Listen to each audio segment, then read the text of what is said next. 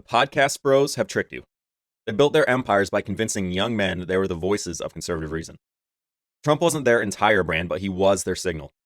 They brought him on when it was profitable, bashed the left, mocked the wokies, but when viral clips shifted, so did they, turning on the very guy who helped turbocharge their brand. Watch Andrew Schulz suddenly validate the same narratives that he used to mock. It starts to become very reasonable, nuanced criticism of the administration. They have just made the most far left critiques of the Trump administration. Their reaction to this has just justified all of them.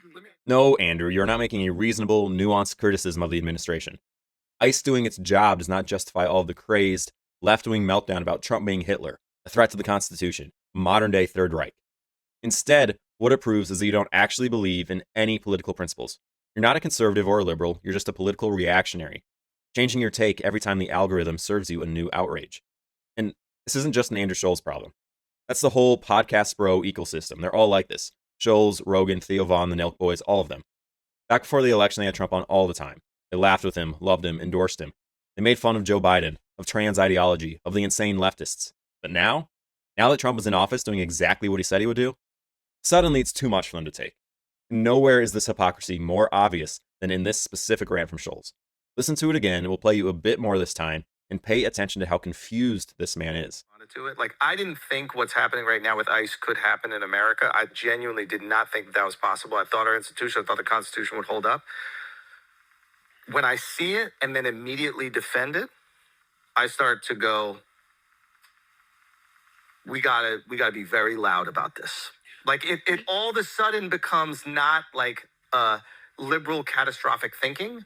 It starts to become very reasonable, nuanced criticism of the administration.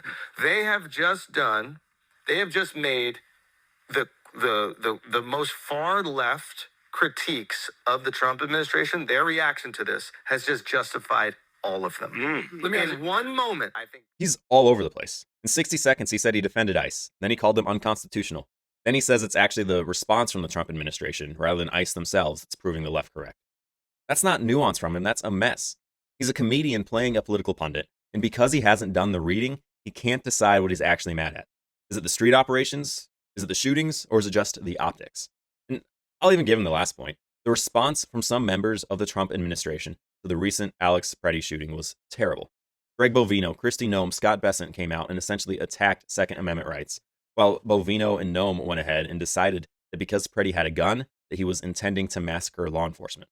I will readily agree with Schulz that their response was awful. But does that mean that the leftists were right about everything they accused Trump of being? No, it doesn't, especially when Trump sent Tom Homan in to clean up the mess that was created. This all-over-the-place response from him shows that he doesn't actually understand what is going on or how ICE has always operated. ICE didn't just suddenly mutate into some cartoon villain going around and snatching everyone up. ICE has always and will always involve home visits, street arrests, and coordination with local law enforcement.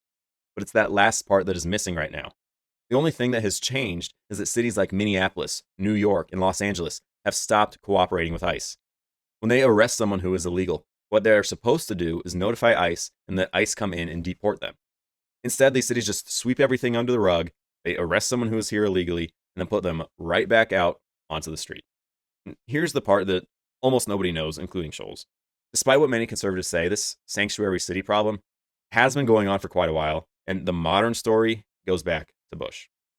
Phase 1. In 2008, Bush launches Secure Communities, where local cops send fingerprints of everyone they arrest to the FBI and ICE. ICE then checks those fingerprints against immigration databases, and if someone's here illegally or has a deportation order, they issue a detainer and ICE comes and picks them up. In other words, if you get arrested anywhere, red state or blue state, your prints go straight to ICE. Phase 2. Obama comes in, and he actually expands the program. By 2013, every jail in the country is plugged into this system. Phase 3. 2014, some cities start rebelling, and Obama caves, and he swaps it for the Priority Enforcement Program, which is supposed to only go after serious criminals and national security threats. Phase 4. Trump shows up, reinstates Secure Communities, and that's when local governments flat out refuse to cooperate. So instead of laying down like Obama did, Trump actually fights back.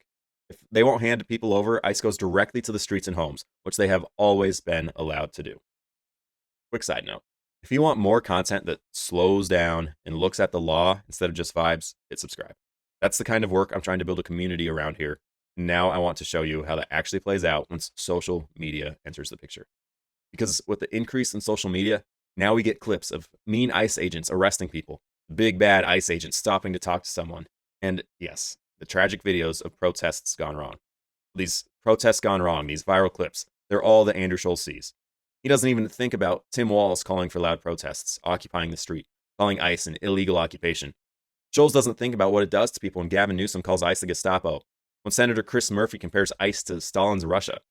And these politicians are the ones that are raising the temperature, making people believe things that just aren't true, making them go out and do stupid things to officers who are holding guns and are willing to use them to protect their own lives.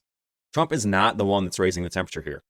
All that needs to happen is these local governments need to follow federal law, and ICE would not have nearly as big of a presence in the local neighborhoods as we see right now. But Schulz won't look at that. He might not even know any of that. Instead, he'll just see the chaos created by the protesters on TikTok, hear some rando call it unconstitutional, then he'll go and repeat it on a podcast while claiming that the left was right all along about Trump. It just shows that these guys are not operating from conservative principles here. They do not hold any strong personal convictions. They just follow their gut reactions. Conservatives are generally for strong borders, consistent enforcement. We're willing to think critically when local leaders decide to sabotage federal enforcement. But the podcast bros, they just react. When the algorithm was serving Schulz woke meltdown clips, he was friendly to Trump and didn't care at all about possible governmental overreach. Now the algorithm is serving ICE raids and dumb Christy No moments. He's all of a sudden repeating the left's language about institutions failing and far left critics being vindicated. Schulz shifts with the wind. Rogan shifts with the wind. They all shift with the wind. Not because they disagree or agree with policy, but because the algorithm is telling them to. But here's the thing that I realized while making this video. We can actually learn from these guys. It's not that these guys are some intellectual powerhouses that young men should follow. Honestly, I tell young men not to treat Schulz or Rogan as guides for serious political thinking. We can still learn something from them. Both conservatives and liberals can use guys like this to see where the heart of America is. Because whether we want to admit it or not, most Americans don't have strong, worked out political convictions, especially undecided voters. They just go with the wind, go off of vibes. That's how you get Trump elected, then Biden, then Trump again. Not because tens of millions of people suddenly became principled conservatives or principled liberals overnight, but because people react to what they see. People don't like seeing dumb things on TV. People don't like watching violence on their screens. So when they're flooded with viral rumors of dumb woke leftists putting cat litter boxes in classrooms for student furries, they swing right. When they're flooded with viral clips of ICE shootings gone wrong, they swing left. And that's where these podcast bros come in.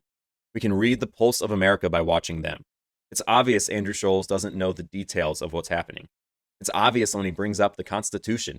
He couldn't tell you which part is being violated. But here's the uncomfortable truth. Neither could the average American. And when it comes to public opinion, the letter of the law doesn't matter nearly as much as the viral clips do. That's the problem. So my plea to you is this. Don't become like Andrew Schulz. Don't be a person who just goes with the wind and calls it common sense. Don't let the algorithm think for you. If you're realizing that you mostly react to clips and vibes, there's still time to change.